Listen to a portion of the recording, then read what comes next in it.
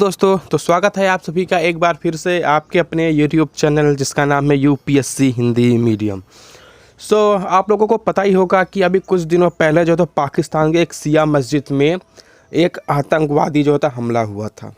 मतलब कि एक बम विस्फोट हुआ था। अब आतंकवाद के घर में ही आप आतंकवादी हमला कहोगे तो ये तो थोड़ा उल्टा सीधा हो जाएगा। तो उसमें तकरीबन 62 लोग मारे गए थे और बहुत से लोग घायल भी हुए थे। ठीक है, तो द हिंदू के न्यूज़पेपर में ये आज का एडिटोरियल है।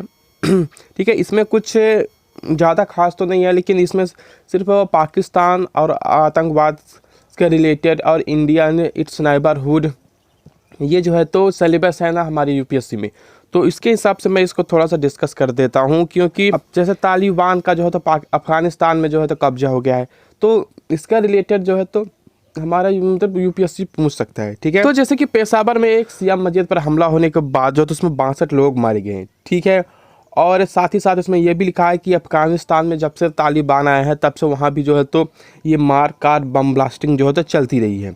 ठीक है, और ये कोई आम बात नहीं है। 2018 में जो कुवैतो में जो एक बमबारी हुई थी, ठीक है, पाकिस्तान के द्वारा कुवैतो में एक बमबारी की गई थी। ठीक है, आतंकवादी बमबारी थी, उसमें 149 लोग मारे गए थे, 149 लोग मारे गए थे। ठीक है, इस्लामिक स्टेट आतंकवादी संगठन जिसने अगस्त 2021 में तालिबान द्वारा काबुल पर कब्जा करने के बाद से अफगानिस्तान में कई जो है हमले हो रहे हैं। ठीक है, इसको जो है तो वैसे नॉर्मल हमला नहीं, इसको जो है तो द सुसाइड अटैक बोला जा रहा है। क्या बोला जा रहा है? The suicide attack. हिंदी में थोड़ा अलग नाम है इसका, इसको आत्मघाती हमले कहते हैं हिंदी में।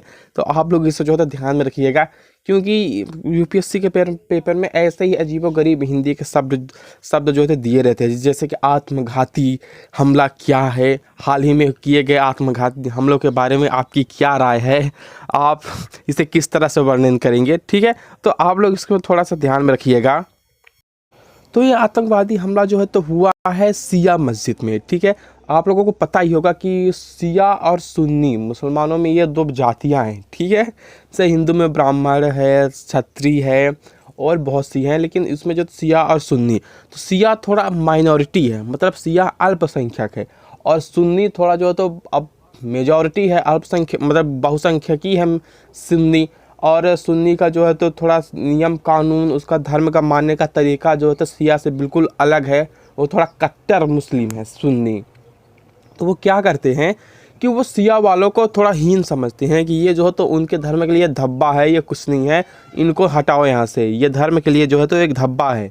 ठीक है, तो वो लोग ना उनको जो तो निशाना बनाते रहते हैं और उनको जो है तो बमबारी करते रहते हैं, गोलियाँ चलाते रहते हैं। ठीक है, उनकी लेडीज़ों के साथ जो है तो दुर्व्यवहार करते रहते हैं।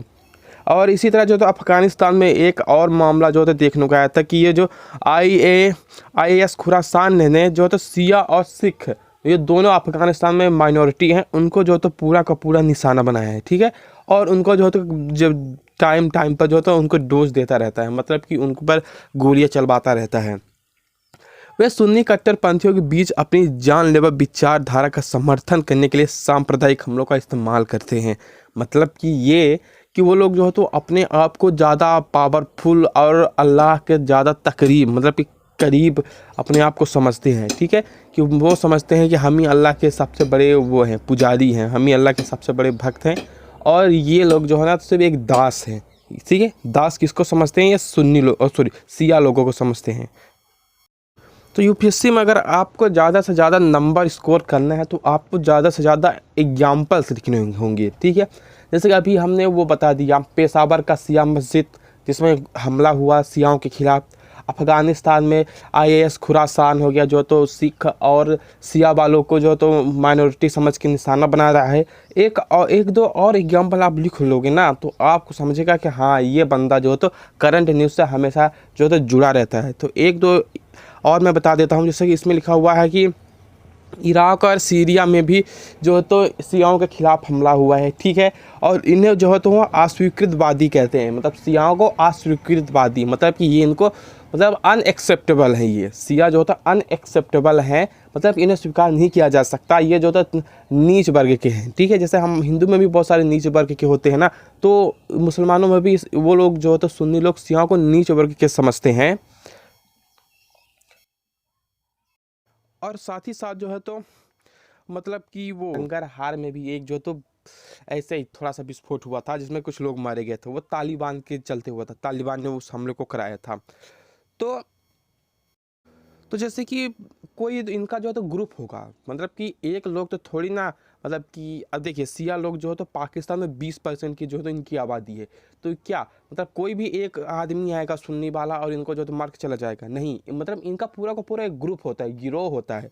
तो पाकिस्तान में जो है ना दो बड़े बड़े गिरोह हैं, जैसे तहरीक ला ब्लैक, तहरीक ला ब्लैक हो गया एक, और एक है अहल सुन्नत वाल जमात, अहल सुन्नत वाल जमात, सॉरी, लेकिन यही इन दो ग्रुप का नाम है। ये जो दो है तो इसमें पूरा का पूरा सुन्नी लोग हैं जो सियाओं को जो है तो निशाना बनाते हैं, ठीक है। और इनका कहना है कि हम जो तो सिया फ्री, मतलब सिया फ्री हम पाकिस्तान बनाएंगे, सिया फ्री पाकिस्तान बनाएंगे, इनका ये कहना है, ठीक है।